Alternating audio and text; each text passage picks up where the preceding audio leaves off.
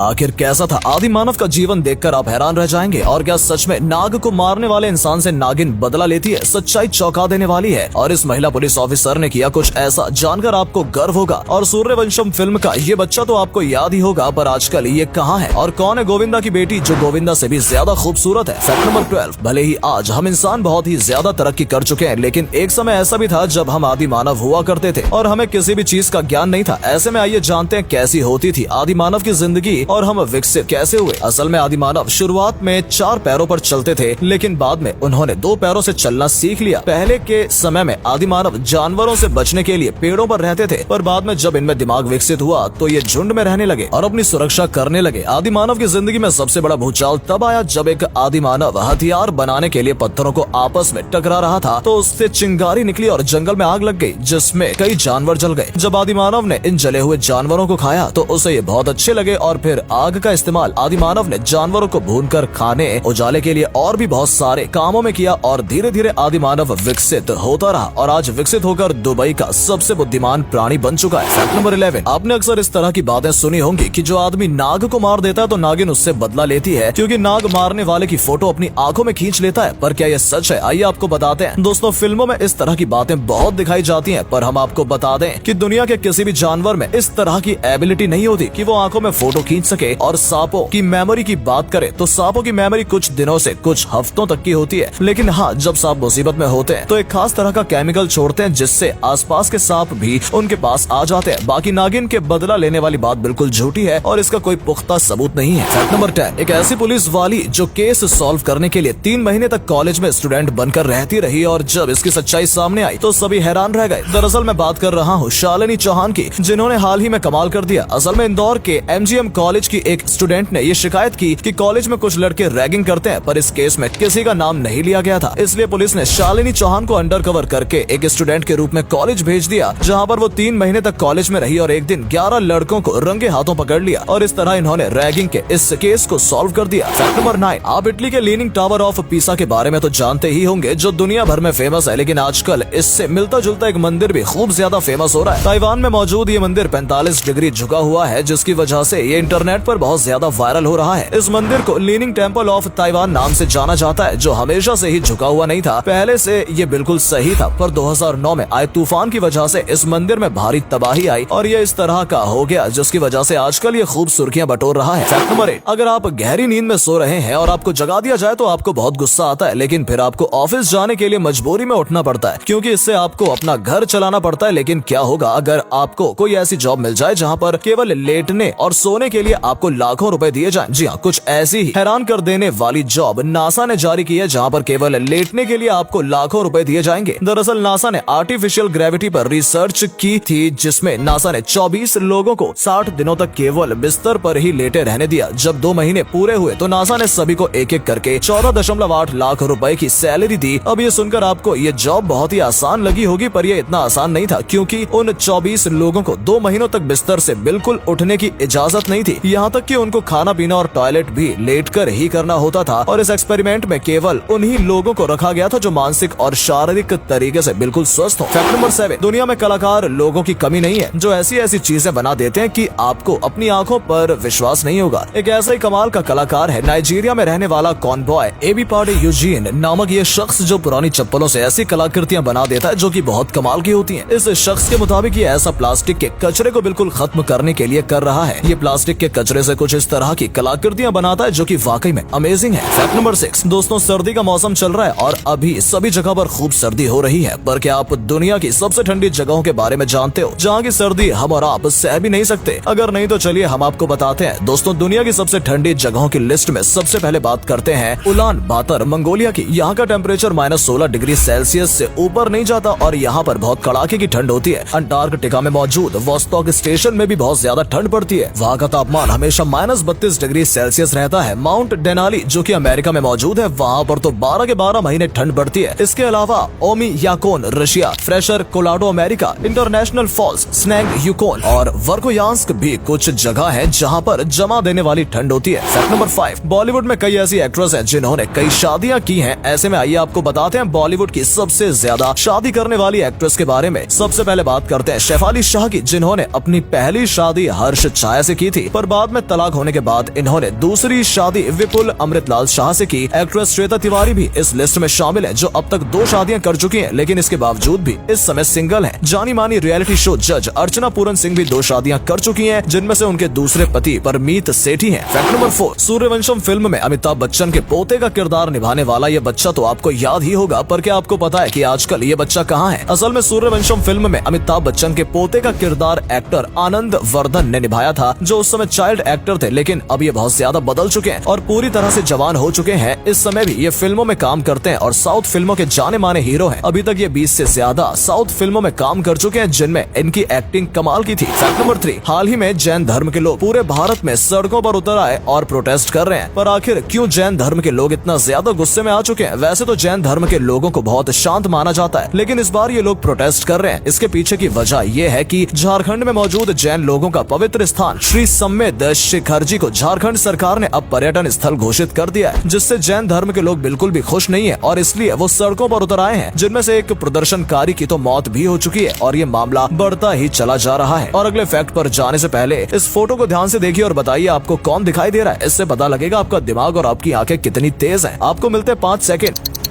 Fact number 2, actor Govinda के बारे में तो हम सभी जानते हैं, जो अपने जमाने के मशहूर एक्टर थे, लेकिन क्या आप उनकी खूबसूरत बेटी टीना आहूजा के बारे में जानते हैं? जी हाँ, गोविंदा की बेटी भी उनकी तरह बहुत ही ज्यादा खूबसूरत है, जिनकी तस्वीरें आप देख सकते हैं। टीना आहूजा ने इससे पहले कई फिल्मों में काम किया है, लेकिन उन्हें सफलता नहीं मिल सकी। और हाँ, वो सोशल मीडिया पर बहुत ज्यादा एक्टिव रहती है और अपने फैंस के लिए कुछ न कुछ अपलोड करती ही रहती है। इसकी वजह से लोग सोशल मीडिया पर इनके दीवाने हैं। Fact number 1, Abdu Rozik versus MC Stan. आखिर इन दोनों में कौन है ज्यादा फेमस और किसके हैं ज्यादा फैंस? चलिए आज आपको बताते हैं। सबसे पहले अगर बात MC स्टैन की जाए तो इनके इंस्टाग्राम पर 5.9 मिलियन फॉलोअर्स हैं, जबकि अब्दू रोज़ेक के 6.8 मिलियन फॉलोअर्स हैं। बिग बॉस में अगर इन दोनों की सैलरी की बात करें तो MC स्टैन को हर हफ्ते 7 लाख रुपए और अब्दू रोज़ेक को 4 लाख रुपए पर वीक मिलते हैं। MC स्टैन अपने 80,000 के जूतों वाले डायलॉग से फेमस हुए थे, पर अब्दू रोज़ेक इससे कई गुना ज्यादा महंगे जूते पहनते हैं। अब्दू रोज़ेक के जूतों की कीमत 4,10,000 रुपए है। अब आप कमेंट करके बताइएगा कि आपका फेवरेट इन दोनों में से कौन है। तो दोस्तों आज के लिए बस इतना ही। उम्मीद है आपको ये वीडियो अच्छा लगा होगा। सिर्फ वीडियो देखिए ही नहीं बल्कि लाइक और शेयर भी कीजिए और कमेंट में बताइए आपको ये वीडियो कैसा लगा। धन्यवाद।